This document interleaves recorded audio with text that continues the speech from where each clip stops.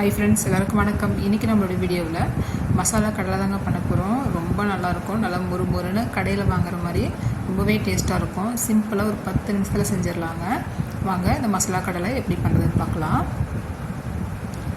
மசாலா கடலை பண்ணுறதுக்கு ஒரு பவுலில் இந்த மாதிரி பச்சை கடலை எடுத்துக்கலாங்க. கடலை பார்த்திங்கன்னா நான் 1 கப் அளவுக்கு எடுத்திருக்கேன். 250 கிராம் எடுத்திருக்கேன்.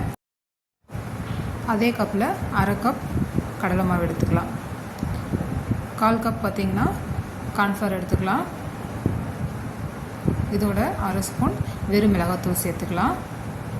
நமக்கு காரத்துக்கு தகுந்த மாதிரி மிளகாத்தூள் கூட குறைச்சி சேர்த்துக்கலாம். இதோட கொஞ்சமாக ஒரு 1/4 ஸ்பூன் பெருங்காயம், அரை ஸ்பூன் உப்பு சேர்த்துட்டு இதோட பூண்டு ஒரு 5லேருந்து 6 பல் பூண்டு நல்லா தோல் உரிச்சிட்டு இந்த மாதிரி நசுக்கிட்டு சேர்த்துக்கலாம். நல்லா இடிச்சிட்டு மையை இடிச்சிட்டு சேர்த்துக்கலாம். நல்லா மிக்ஸ் பண்ணி விட்டுக்கலாம். மாவு கடலையோடு சேர்ந்து வர மாதிரி நல்லா மிக்ஸ் பண்ணிக்கலாம். இப்போ இதோட சூடான எண்ணெய் இல்லைன்னா பட்டரை கூட உருக்கிட்டு நம்ம சேர்த்துக்கலாம். இதோட கொஞ்சம் ஒரு சிட்டிகை அளவுக்கு கலர் சேர்த்துருக்கேன், கேசரி கலர் சேர்த்துருக்கேன். நல்லா சூடான எண்ணெயை 2 ஸ்பூன் சேர்த்துக்கலாங்க. சேர்த்துட்டு நல்லா மிக்ஸ் பண்ணி விட்டுக்கலாம்.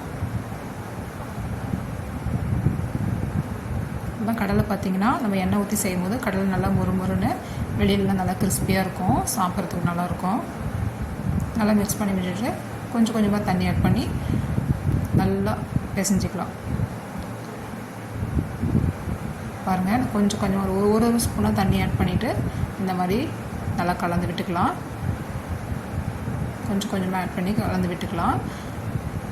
நிறையா தண்ணி ஊற்றிட வேண்டாம். அப்படி நீங்கள் நிறையா தண்ணி விட்டுட்டிங்கன்னா கொஞ்சமாக மாவு சேர்த்து கூட திரும்ப நம்ம பாருங்கள் இந்த பதத்துக்கு மாவு இந்த பதத்துக்கு பிசைஞ்சிக்கலாம்.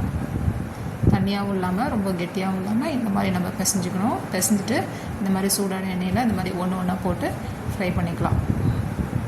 இந்த மாதிரி நம்ம ஃப்ரை பண்ணும் போது எண்ணெயில் போடும்போது கையில் தெறிக்கும். பார்த்து ஜாக்கிரதையாக போடணும். இந்த மாதிரி உங்களால் போட முடியலன்னா ஒரு தட்டில் எண்ணெய் தடவிட்டு அதில் ஒன்றா இந்த மாதிரி ஒன்றா எடுத்து வச்சுட்டு அதுக்கப்புறம் ஒரே டைமில் போட்டுட்டு நம்ம பொரித்து எடுத்துக்கலாம். கொஞ்சம் கொஞ்சமாக எடுத்து வச்சுட்டு இந்த மாதிரி நம்ம போடும்போது ஒன்றா போடும்போது கொஞ்சம் ஃபஸ்ட்டு போட்டதெல்லாம் கொஞ்சம் பொரிஞ்சிரும், கொஞ்சம் கருகி போன மாதிரி ஆயிரும். அதனால் நம்ம தட்டில் ஒன்றா எடுத்து வச்சுருந்து ஒரே டைமில் போட்டு பொரித்து எடுத்துக்கலாம். அது நல்லாயிருக்கும். பாருங்கள், ஃப்ரை ஆகிடுச்சு. இதை எடுத்துக்கலாம். திரும்பவும் மீதி இருக்க கடையிலெல்லாம் நம்ம போட்டு பொரித்து எடுத்துக்கலாம். அடுப்பு பார்த்திங்கன்னா ஃபுல்லாக சிம்லேயே வச்சு குக் பண்ணணும். இல்லைனா மேலே கருகிரும், உள்ளே கடலை வேகாது. அதனால் அடுப்பை சிம்மில் வச்சுட்டு குக் பண்ணிக்கலாம். நம்ம செஞ்சுருக்க கடையில் பார்த்திங்கன்னா நிறைய மசாலா கடையில் கிடைக்கும். ரொம்ப நல்லா டேஸ்ட்டாகவும் இருக்கும்.